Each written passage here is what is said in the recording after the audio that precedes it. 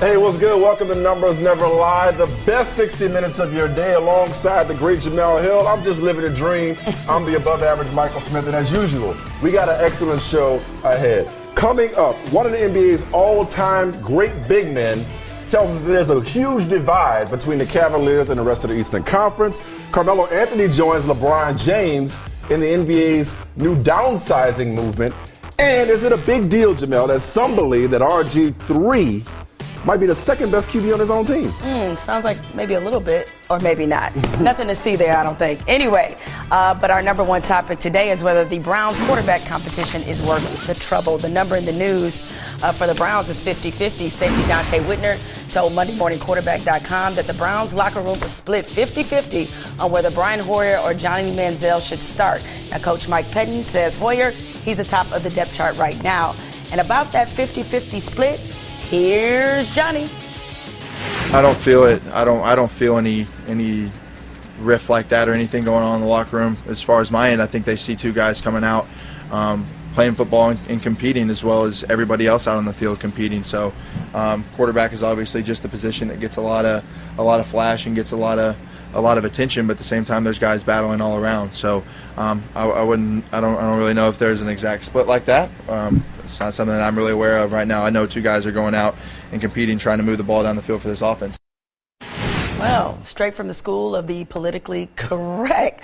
Mike, though, is this Browns quarterback competition, which seems to change on a daily basis, is it now at the point where it's a bit of a distraction? No question about it in my mind.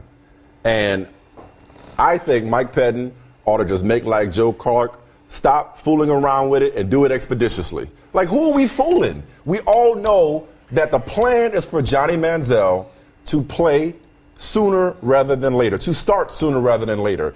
The 50-50 idea, you know what that says to me? That it's pretty much a coin flip at this point. And if it's a tie, the tie goes to the guy with the greatest upside, or, as the case may be, the guy for whom you moved up in the draft. So this players are being asked, you know, what's the locker room, what's the pulse of the locker room? This is not what you wanted. What they should have done, in hindsight, what they should have done is said, like at the beginning when they said act like a backup, named him the backup, named Hoyer the starter, and Johnny is the backup until further notice. But by opening it up to competition, you have these daily updates, and players are constantly being asked every day, who's in the lead now? Well, how'd Johnny look? How'd Hoyer look? Who you want? Who'd you rather be with? Who's taller? Who's better looking? Who's got a stronger arm? All this kind of stuff, right? They're constantly being asked this, and now it's a point of diminishing returns. Name Johnny Manziel a starting quarterback. If that's what they want to do. It seems like that's what, eventually, whether it's week one or not, he's going to start. Name him the quarterback, let him take his lumps and move forward. Just make a decision at this point. Well, to me, it's not a distraction. To me, it's more of an indication that maybe, despite however glowing reviews that Johnny Manziel received from his opening preseason appearance against the Lions, that he hasn't truly taken this job from Brian Hoyer. I said this the day after, or rather I should say Monday. I didn't see, he had some flashes of brilliance, but I didn't see anything that said, Johnny Manziel, this is no longer Brian Hoyer's job. Johnny Manziel has arrived. Is that what you need to see if you're Mike Pettin for your? I think that he does. He needs to give him every opportunity.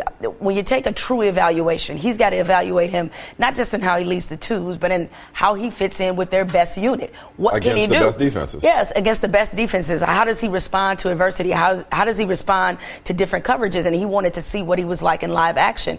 It would be stunning to me if Johnny Manziel didn't start the next preseason game. Not that that's an indication that Brian Hoyer has lost the job, but in order to form a proper opinion, he's got to evaluate him in the right circumstances. You said that you haven't seen anything that would suggest that Manziel has taken the job from Brian Hoyer.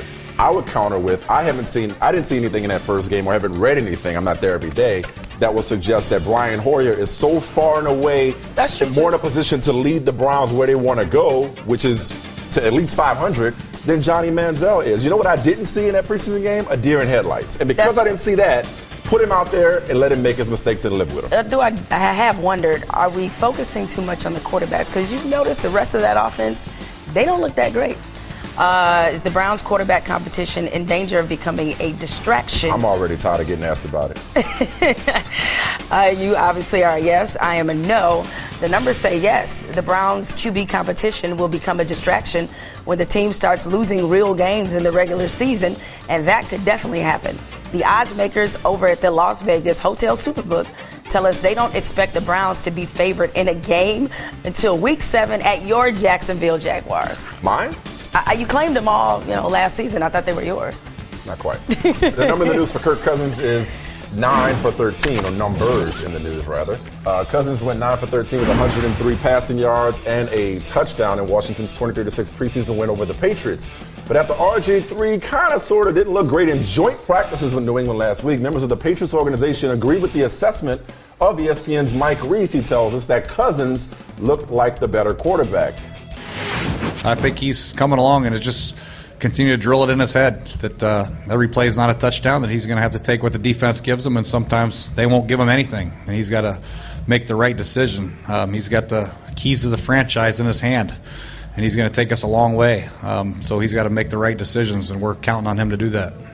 All right, so that's Jay Gruden saying all the right things. And if you want to read more insight on it, my man John Kimes got a pretty good column on ESPN.com, kind of giving perspective on the fact that much like Manziel, RG3 was facing the Darrelle Revises and Brandon Browners of the Patriots as opposed to Kirk Cousins facing the backup. So really, I guess when it all boils down to, is there anything to see here? My guess would be no, there's nothing to see here. I mean, look, I understand that quarterbacks struggle, especially somebody like him coming off the season that he came off of. But what are we really talking about here? I mean, are they going to start Kirk Cousins? No. So, to me, I don't know if this is Jay Gruden's idea of motivation. I don't know if it's an example of the media kind of running away a little bit with what they've seen. And I get that. I don't think Mike Reese, let me say this, I don't think he was trying to inflate a report. No. But the truth of the matter is, RG3 is their franchise quarterback. Better or worse? For better or worse, no matter how he looks in practice, and certainly, especially based off the John Keim article, he has some things that he still is struggling with.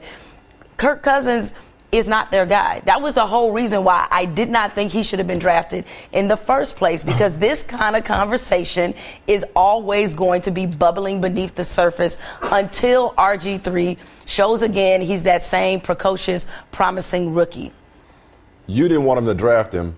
I wanted them to trade him for whatever they could get last offseason because of that same reason. It's like you don't need these conversations, even if they're low level and just a few whispers here and there. You don't need them cropping up if you are RG3. But you're right. It's not even realistic. It's beyond the realm of possibility that they would move on from RG3 and bench him in favor of a Kirk Cousins, who I think the most popular guy is always a backup. Wildly overrated, with all due respect to your Michigan State Spartan. But a young quarterback in his own right, so I understand that. What we are seeing here, even though there's no quarterback controversy to see, what we are seeing here is the fact that patience is no longer a virtue when it comes to young quarterbacks. This is his first year that they're forcing him to play from the pocket. They're not doing as much read option stuff. It's a new system and a new head coach. He's not going to have it all figured out in practice. He didn't have it all figured out as a rookie when he won Rookie of the Year, and maybe his immediate success might have had unintended consequences, because I think a lot of people are scrapping last year as, okay, chalk it up to the knee injury, not having the offseason, and the drama with the Shanahans. Well, this year, he's still a young quarterback. Let him have time to grow. Cousins is going to have his moments, but RG3 will have far more breathtaking moments that can be, as long as they're harnessed and trained for the long term, he's the guy to take them where they want to go. I wonder, as I know you got to get to the number, I wonder if one of those unintended consequences is RG3's own lack of patience, because he's seen what he can do, and granted it was in a much different system. He might be in the mode of rushing through some of the fundamental things he needs to learn to be successful in this league a long time. Wanting to get last year's taste out of his mouth. I think Gruden also talked about that, just wanting to be a touchdown every play, wanting to make a touchdown every play. Make a big throw, I should say. With Kirk Cousins reportedly outplaying RG3 in the opinion of some in practice, is there anything to see here? The numbers say no, because in the common draft era, there were 24 quarterbacks picked either first or second in the draft before Luck and RG3 2 years ago. All but 3 of those QBs started at least 9 games their third season in the league. The only 3 who didn't each had injuries keeping them out. And speaking of Andrew Luck, stay tuned. We got a cool whiteboard coming up on him later on. All right, let's talk some basketball. The numbers in the news for the Cavaliers are 4-5. Cleveland currently has the best odds to win the East at 4-5, according to LVP Superbook. And Shaquille O'Neal, he would take those odds. On Monday, Shaq said he doesn't see anyone in the East beating Cleveland in the playoffs, considering they have the best player in the game in LeBron James, also Kyrie Irving, and in all likelihood, eventually, one day, officially, they'll have Kevin Love. Mike, would you take Cleveland or the field? Put it like that, huh? Mm-hmm. I'm just playing with you. This ain't even hard. Oh. It's obviously Cleveland. It's obviously Cleveland. Obviously. This ain't even hard. Ask me something hard. I'm sorry, did Chicago disappear? Ask me something hard. Did I miss something? But no, Chicago's going to be formidable. Okay. And with, wait for it, a healthy Derrick Rose, they are obviously the most significant challenger to Cleveland, as Shaq put it, running away with the East. I don't think he needs to pump his brakes, though. Look, just stop for 1 second. And I know you laid out all the different issues that they haven't played in the postseason, and Kevin Love has never played playoff basketball, and David Blatt's a first-year coach. And oh, by the way, they're bench, and oh, by the way, they're a young team. They need veteran experience, which that Miami Heat team had, and they don't have. Hey, say it about the Heat. I need you to stop for 1 second and just say with me, Kevin Love and LeBron James on the same team at the same damn time. Okay? That's 2 of the top 5 players. That's the only argument I need, Sean. That's two of what I consider the top 5 players in the NBA right now. Stop trolling me with that. I'm gonna keep Stop saying trolling me. I'm gonna keep saying that. Okay, and I'm gonna keep reminding you that until I see him in the postseason, no, I'm just not gonna make him a superstar. I'm sorry. Right. That's proven over time. Okay. He just has to prove it. Okay, I didn't all say he doesn't have it there. How many guys average 19 and 12 for a career all Guys time? who made the playoffs? 8. Guys who were in the playoffs? Kevin Love's one of them. They were a great defensive rebounding team. Notice I said defensive rebounding team. I did. Last year in Cleveland. Because you forget that, this The other part Cleveland of team, defense. they got to play defense, which, oh, by the way, Kyrie Irving hasn't been great at. Deron Waiters hasn't been great at. Neither has your boy Kevin Love. When you're putting up 120 points a game. And giving up 140 awesome, right? No, I don't expect them to. I expect certainly to be playing with somebody who has the caliber of experience as LeBron, being already a multiple champion. He's going to have a significant influence. He's going to change some habits. I completely am allowing that to happen. But we forget. Okay, would you at least agree with this? When LeBron got to Miami with D-Wade in the shape he was in then, Chris Bosh coming off some excellent years in Toronto, I think that was a better core at the start than this team was. This team has the ceiling. What does that have to do with anything? What I'm telling you is this, is that team, as good as it was when they got together, they struggled out the gate. Yeah, 9 and 8. Yes, they still won the East, and they still went to the finals, and they lost. Speaking of the East. But that was D-Wade who already had 2. But look at the landscape of the Eastern Conference. Right now, the ESPN.com projections have Toronto third. Okay. No disrespect. We'll talk about Drake later. But they have Toronto third. In this Eastern Conference, and we're just talking about the East, not the league, I'm taking LeBron, Love, and just for good measure, Kyrie on the same team. If you're going to put me on the spot and say Cleveland on the field, I think it's Cleveland, and it's easy for me. They have 3 of the best, but, they got to fill out the rest of that team somehow. Man, I'll come off the bench for them. Okay. Shoot a few air balls. At least bend your knees. I'll throw a dope post-entry pass easily. Okay. I'll inbound. I'll inbound the ball. You'll be in the layup line, like helping them collect the balls. I got it. That's right. Kevin Love is, yes. Well, sideline out of inbounds, not after all the makes that the other team will get. Jeremy. A lot of outlet passes from Kevin Love after makes. You're right. Shaq doesn't see anyone in the East beating the Cavs. Would you take Cleveland or the field? I say the field, you say the Cavs. The numbers say the field, because despite the fact that Cleveland is the favorite, they're not big enough favorites to outweigh the field. Considering Vegas's odds, Cleveland has a 41% chance of winning the East, which means the field is still a better bet. They're going to be an excellent passing team, too. I'm just focusing on that. One end. Yeah. Yep. The number of the news for Carmelo Anthony is 235. Anthony was listed at 235 pounds last season. We can safely say he was a bit chunkier than that. Based on this Instagram picture he posted on Monday, it appears to have shed a good amount of weight. He nor his heirs will miss any meals thanks to the $124 million deal he signed to stay in the Big Apple. But Carmelo has been doing anything but eating his fat contract. Melo's on that Dick Gregory, as we like to say around here. Looks like he's seriously been on LeBron's, this new trendy, I was reading on it, I think it's SI.com, this new super low-carb diet. Carmelo looks smaller. Let me tell you why this is a big deal. Mm-hmm. People like you thought that all he wanted to do was get paid and that he's going to be fat and happy. You know what this shows me? That he's, wait for it, hungry. How long did it take you to think of that? Just now. Pat yourself on the back? I'm tired, man.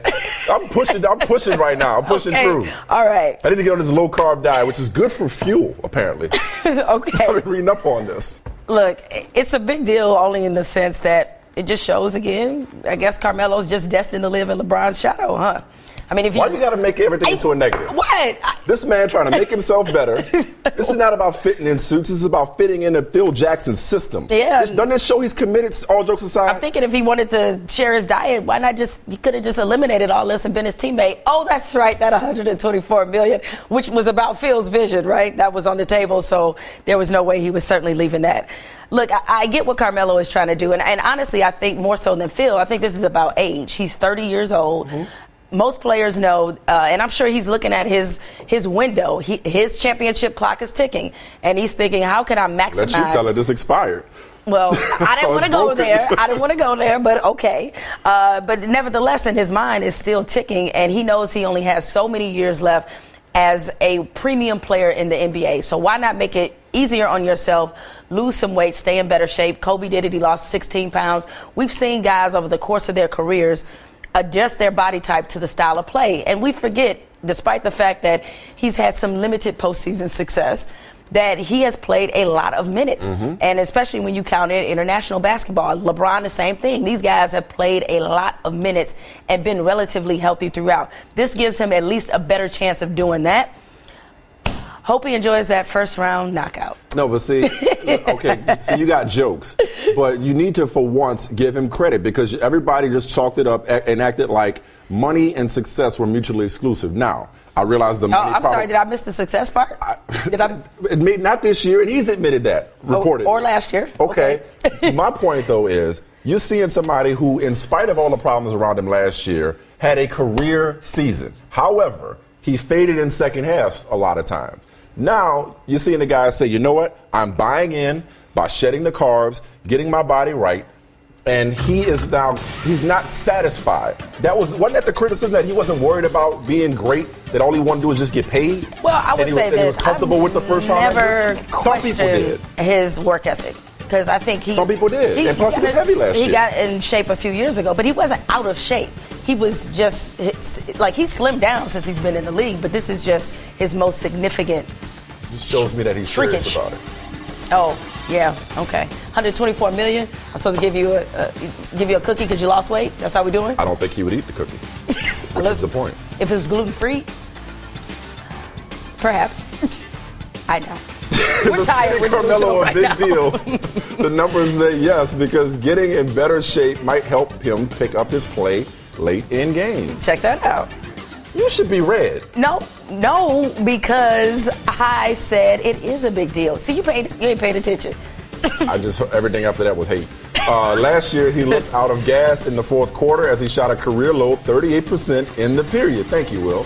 That was the lowest fourth quarter field goal percentage by any of the 11 players who took at least 300 shots in the fourth quarter last season. You know who wasn't good in the fourth quarter either? Kevin Love. Time for some numbers you need to know. The number you need to know for Paul George is 13. The Pacers star has gone from number 24 to number 13, seemingly because he likes the nickname PG-13. He's been tagging his tweets with, I think, young Trace. Young Trace, maybe? Since I don't know. Injury. Trace. Good enough reason to change numbers, that nickname? Well, it feels like the easiest, simple answer for this is like, obviously, it's a business opportunity. You change numbers, you sell more jerseys.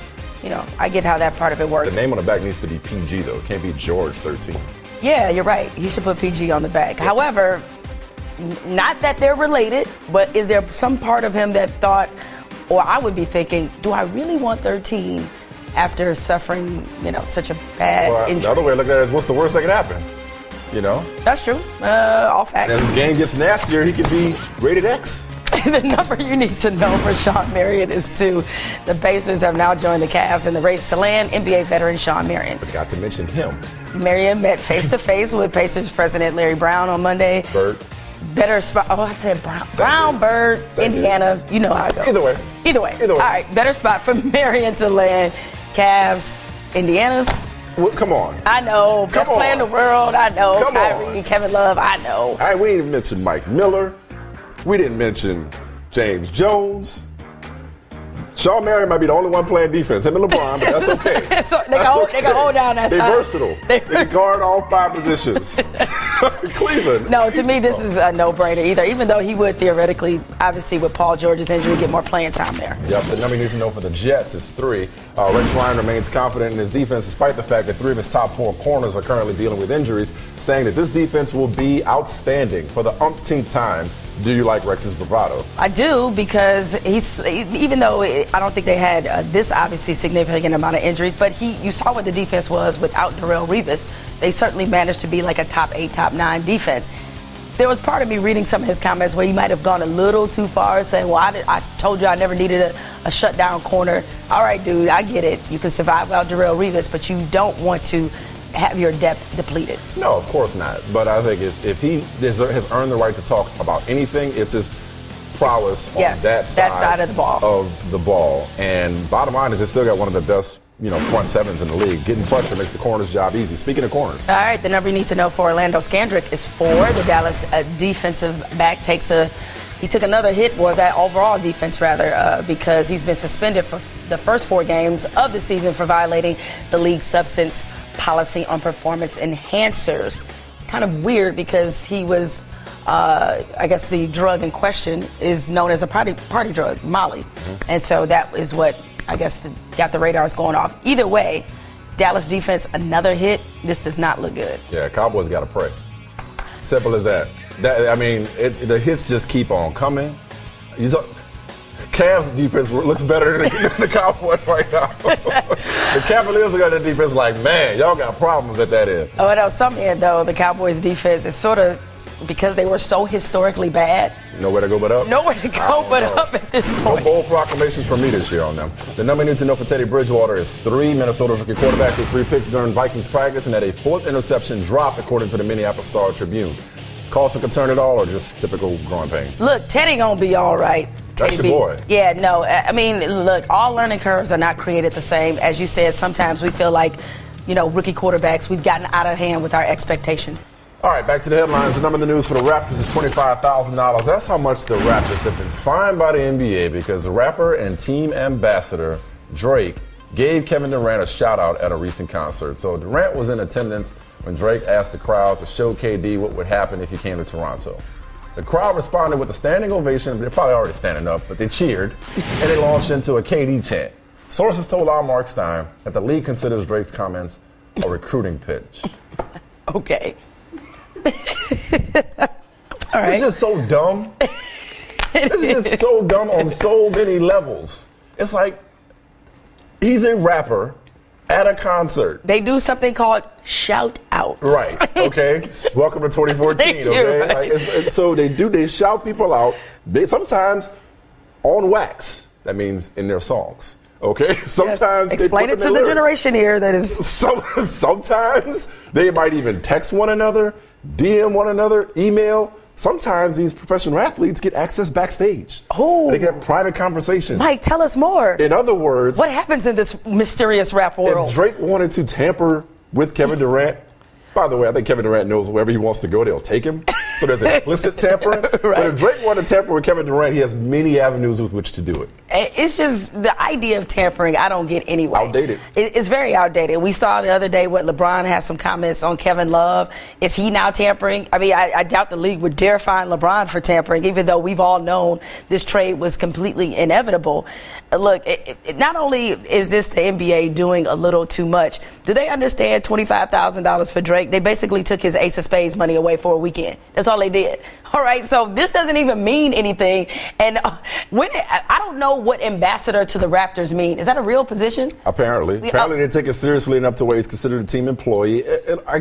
Is he paid for this? It just feels like a W-2 with his name on it from the Raptors? Like, I don't understand. It just feels like the rules are for a time when there wasn't so much access and even player-to-player recruiting nowadays. And once again, you know, this is not going to be the thing that convinces Kevin Durant to take his talents to Toronto.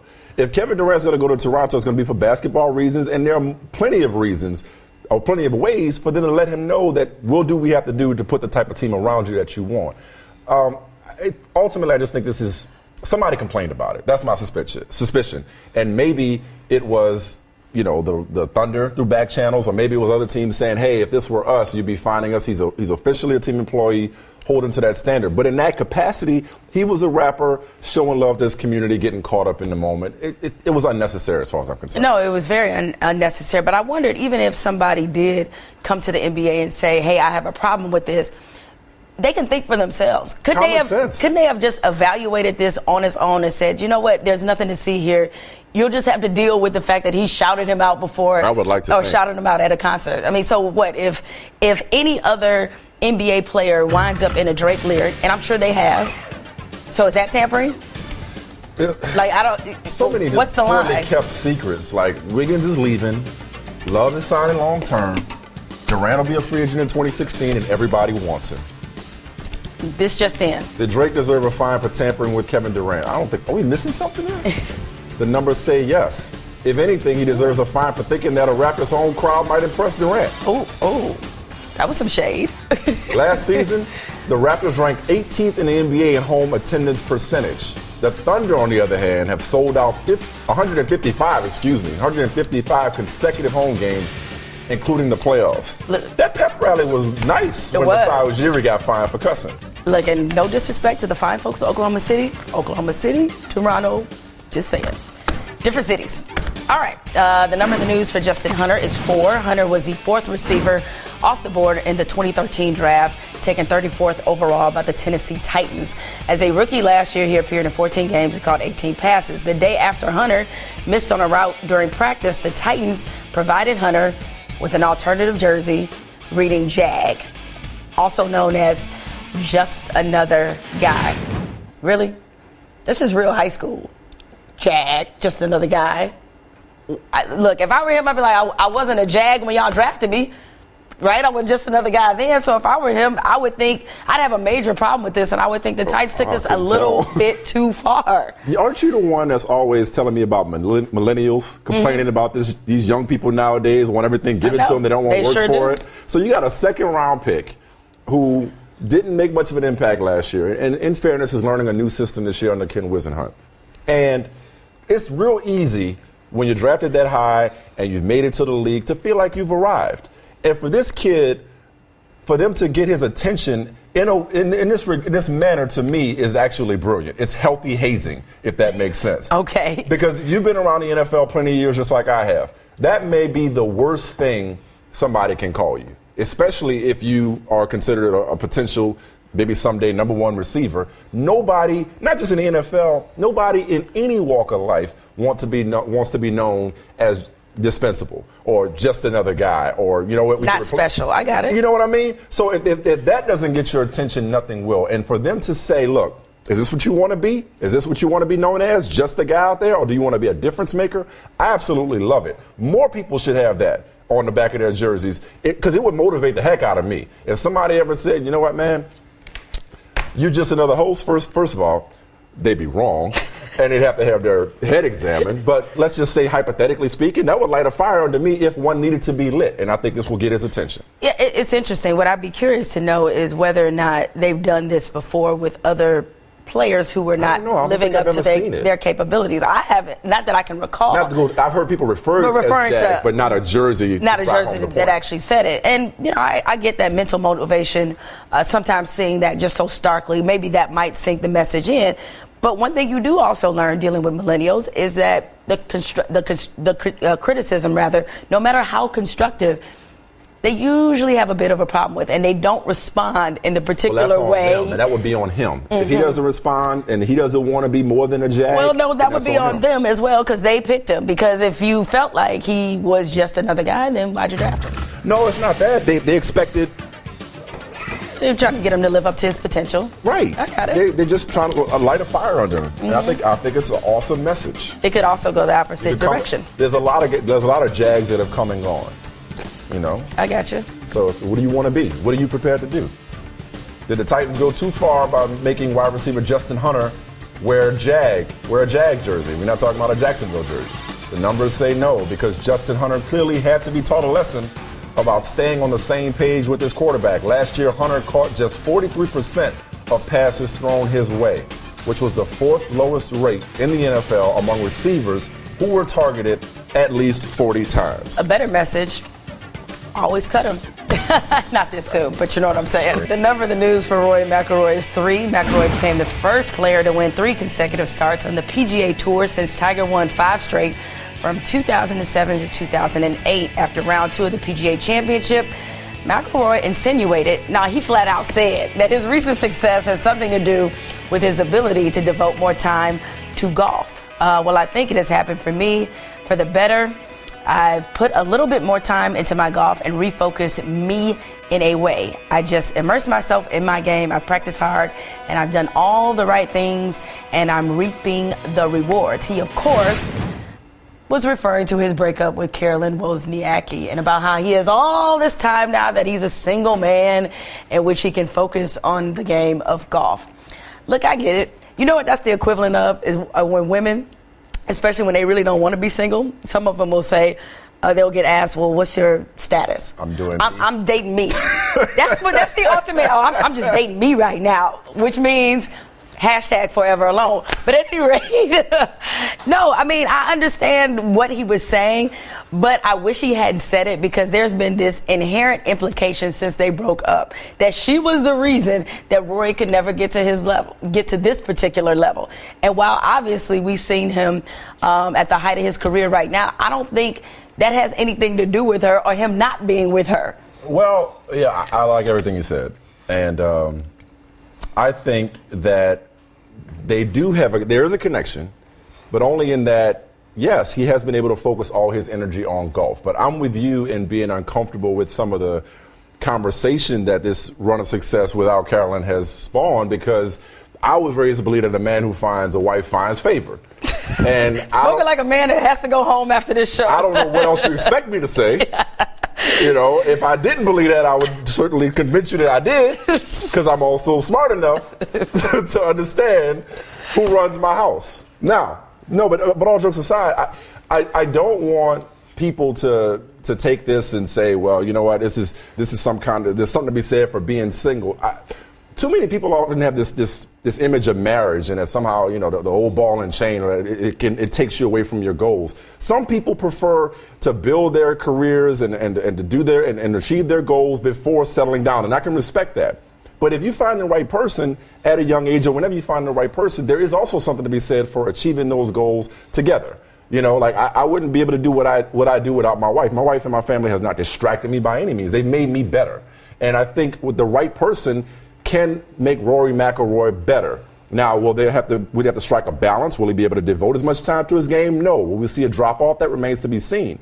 But Tiger was married and winning. Okay, it was when his marriage and he had issues fell apart that contributed to some of his downfall along with his injuries. But you can be successful and be married. Those two things do not have to be mutually exclusive. I think marriage in many ways is part of a lot of people's success. I know it is for me. I think a big thing here, though, I will say I'll give Rory credit because you see a lot of people that jump into marriage lightly. And at least he knew himself enough to know that he wasn't ready for this particular step. Yep. But based off statistics, the person who should have said that, it gave me time to focus, is Carolyn Wozniacki. Because studies show, Mike. What? And this is analysis done by researchers who they analyzed data from 90 previous studies, which included 500 million people. You know what they found? What? The risk of death was 32% higher across a lifetime for single men compared to married men. In general, the life expectancy of married men is longer than it is for single. Okay. Now here's the bad news. Your wife's life is shorter. Because you know why? We take care of you. You guys get better, but we're taking care of you guys, so we're improving your lives, and you're steadily taking years off ours. So congratulations. Wait a minute. Why you had to turn this into a battle of the sexes? I'm just saying. I thought we Because were. it's always the woman's always the downfall, the reason somebody didn't achieve something. It's like, come on, you're being silly. You all right? Not you. You okay? Am I having a hurt moment on TV? Is that what you're saying? Hashtag who hurt you? Is that where we are? Is there something to be said for Rory McIlroy remaining single? And by the way, I mean, What? By the way, what? I just say whoever I left, their life significantly decreased. I'll just say that much. No argument here. The numbers say yes, there is something to be said for Rory being single. McIlroy has won 3 of 5 PGA Tour events since breaking off his engagement to Carolyn Wozniacki, and in those events, he's earned nearly $5.2 million. That's more money than he made in his previous 27 events while dating Wozniacki. Maybe they were just wrong for each other. Could have been. Carolyn win Wimbledon or something, or win some other stuff. You know what I'm noticing? You have such extreme views. Extreme takes? No, views. Views. See what I did there? I see what you did there. You know what time it is? It's time for some numbers you need to know. All right, and the number you need to know for LaShawn McCoy is 539. McCoy had 539 receiving yards last season and took his talents to another level, tweeting these photos of him catching balls blindfolded at Eagles practice. Talk about using the force. I'm telling you, look at this dude. Wow. You know what? Oh, gosh. This feels like this is going to derail. Hold on. This is going to be a bad moment. Well, as opposed to what, the rest of the show? Oh, that's true. Oh, no, you're not, It's like Mike. dodgeball, true underdog story. No, you're not. No, you are not. Let's do it. You gonna do the rest of this? Let's do this. Now, all jokes Confirm aside. that I'm blind. This is not some D-Brown dunk contest. Like, I can't see through that. Cedric Ceballos. D-Brown did that, Jeremy. Stop. All right, there you go. Come on, LeBron. Okay, the number for LeBron is 4. Because it was 4 years ago he did the decision, and I think David Stern said that people like Jemele Hill were unfair to him about the decision. Am I right? You are right. Okay. It improves your concentration. You should try it sometime. Are you Karate Kid all of a sudden? You just... Okay, fine. No, David Stern, I think the reaction of people criticizing that particular event was okay, but it just, the lingering of it and the harping of it, that was probably unfair. But I still stand by what I said then, is that he should not have done it. It was great for us, as in the network. I don't think it was good for him. So, you're really scaring me right now. Great job of concentrating yourself. Yeah, What's next? Are we went over that. Now we're there. Cliff Dempsey. Damn. The number is... It's after 1. 2. Yes, there you go. I think he gave his jersey for some popcorn. Yes, and it's a number 2 jersey. And yes, to some kids. You see it? Well, you don't see it. I'm assuming the kid was happy. Very happy. Was he with a parent? He is. He is supervised by an adult. I think, was it mom or dad? Mom. Mom's probably smiling ear to ear, taking pictures. She is. Mom's probably happier than the kid. Cliff Dempsey even gave a little high five. Don't tell me. Okay. Did Cliff Dempsey give a high five to the mom? No. To the kid. To the kid. Yes. Okay. All right. And he's munching happily away, and he's very excited about this. All right, Cubs fans, what's the number? What do your 65-year-old fan? There you go. That number you need to know for a Cubs fan is 65. He caught a home run ball, and it was the greatest catch in all of baseball yesterday because he almost fell, and I think his wife was next to him and got really scared, I think. He was not harmed in the making of this catch. Yes. But it is an unbelievable catch, right? I can't believe he threw it back, and he was next to his wife. Yes, he did the switcheroo, didn't he? Yeah. He did not really throw it back. Okay. He did the switcher through.